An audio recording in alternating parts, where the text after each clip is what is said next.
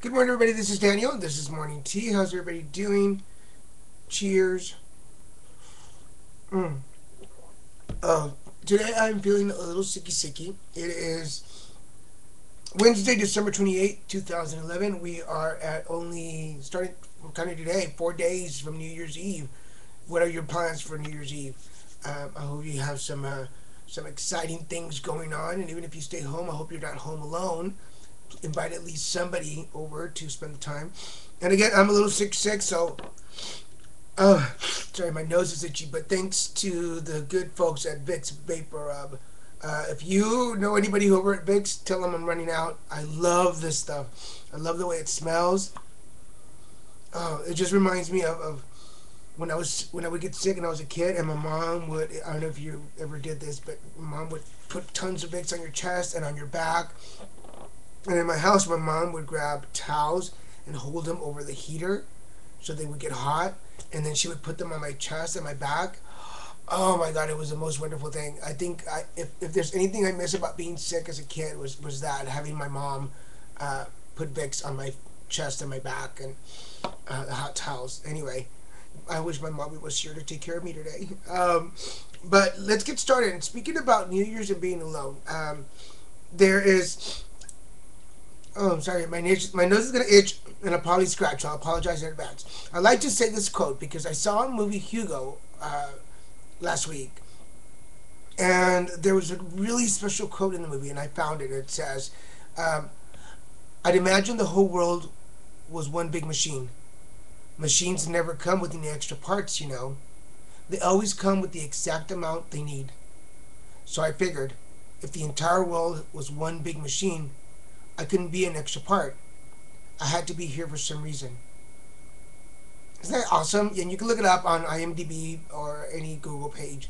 But that's from Hugh Cabaret, who is the main guy in the little film, the little dude. He's awesome. Awesome movie, and that's one of my favorite parts. And that's my today is you're not you're here for a reason. I'm here for a reason. We're all here for some purpose, and we're all part of some great big machine that revolves, and the world needs you around, and the world needs me to function somehow, and we all have some particular part to play in this. So there is no need for you to isolate yourself. There's no need for you to feel like you don't belong or don't have a place to go. We all have a place to go. We all have a place to be. Um,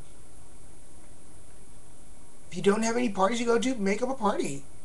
I'm sure that on if you're watching this on one of the social networks, you have friends there. I'm sure there's somebody that lives close to your house, and I'm pretty sure there's somebody else who wants to spend New Year's alone. Well, don't let them. Don't let them spend New Year's alone. Why don't you take the initiative? Instead of having somebody else invite you, why don't you invite them? Why do we always have to wait for somebody to ask us to do things? Sometimes it's okay to ask. Be brave. Before the end of the year, take a little pill of courage and bravery and just go on a limb and ask people. You could ask 10 people, and maybe out of the 10, one will answer, and that'll be your companion. Because nothing's, I don't know, I miss those big parties at my house with a lot of people on New Year's Eve, and we were celebrating my parents' ranch, and there were cousins and aunts and uncles and people we didn't know, and at the end of the night, when the clocks, rang midnight, there'd be tons of people to give a hug to. And there's just something. Although I'm gonna admit, if anybody would ever come to my house for New Year's, I'm a crier. I'm a New Year's crier. As soon as that bell hits midnight, I am bawling. And I think for me, it's kind of letting go of all of the things from the year before. It's a way to shed. It's kind of like just a footnote when I do go to church and there is communion. As soon as communion hits, I am bawling. And for me, it's just a cleansing process. I love to cleanse my body and cleanse my emotions and cleanse my spirit and my soul and let them know that, hey, let's just let all that stuff go. So how about that? Just remember that you're here for a reason. Remember that you're part of something bigger than you think you are. We're about, it amazes me when I stand in front of the beach and I take those. If you follow me on Facebook, you've seen those beautiful photos that, not because I took them, and they're beautiful because the scenery is beautiful and it just lends itself to be taken. Uh, I have some beautiful photos on Facebook of the beach, and it allows me a minute to stand there and watch and soak it all in and realize that I'm just in the grander picture. I am a speck of sand in the bigger things, and it's both scary and comforting to know that I am a little smidge, but I'm part of a bigger thing, and then there's people that want to see me, and people that I want to see, and people that we connect, and we all kind of, just kind of blend in together, and we work together, and that's the beauty of it.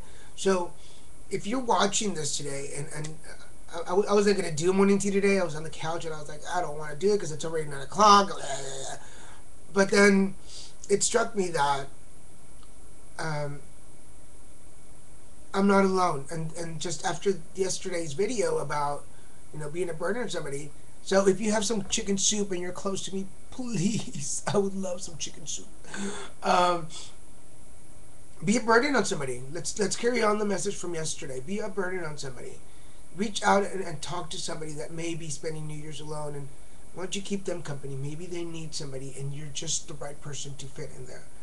And don't be alone New Year's Eve. You're part of something bigger, and you deserve to be part of something that night and celebrate it.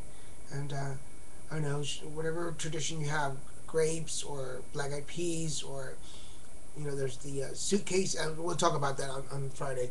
But whatever it is, whatever tradition you have, maybe you could share with somebody new, and offer them a little bit of hope, and maybe show them some morning tea videos, and let them know that they're not alone out there, and that they can be a burden on somebody once in a while. So, Twin Flames. Alright, so the Twin Flames card, it has a different meaning than from I've been giving it. And I have my little book here, so I'm going to look it up really quick and just make sure that I give you the right definition. Take a minute here, just hold on, folks. Take a sip of your tea while you wait.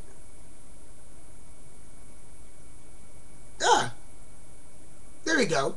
You will soon be with your twin flame. Keep your heart open, stay positive, and follow your guidance to manifest your prayers about your love life. Then it does. My friends at Soul Garden that watch me say that cards are always, I always manage to pull out the right cards. And of course we do, because they're guided by our angels. Twin flame, it just means that, reach out. Maybe you've been wanting to reach out to somebody and ask them if they would celebrate and spend New Year's Eve with you. Do it. Do it. Go reach out. Go. In fact, as soon as you're done watching this, go to your Facebook, or go to your email, or go to MySpace or Twitter, wherever it is that this person is going on, and that they're close to you, and send them a little message saying, hey, how are the holidays? What are you doing for New Year's? And if they say nothing, that's your door. That's your entrance. Go, get in there and go, well, you know what? I'm not doing much of anything either. How about we do nothing together? So go look for that twin flame of yours and find that love. Because you are glorious. You're glorious. How's that for? Because you're a glorious person. And there's more inside of you than you give yourself credit for. So stop feeling sorry for yourself that you have nobody with you on New Year's Eve. Go find somebody.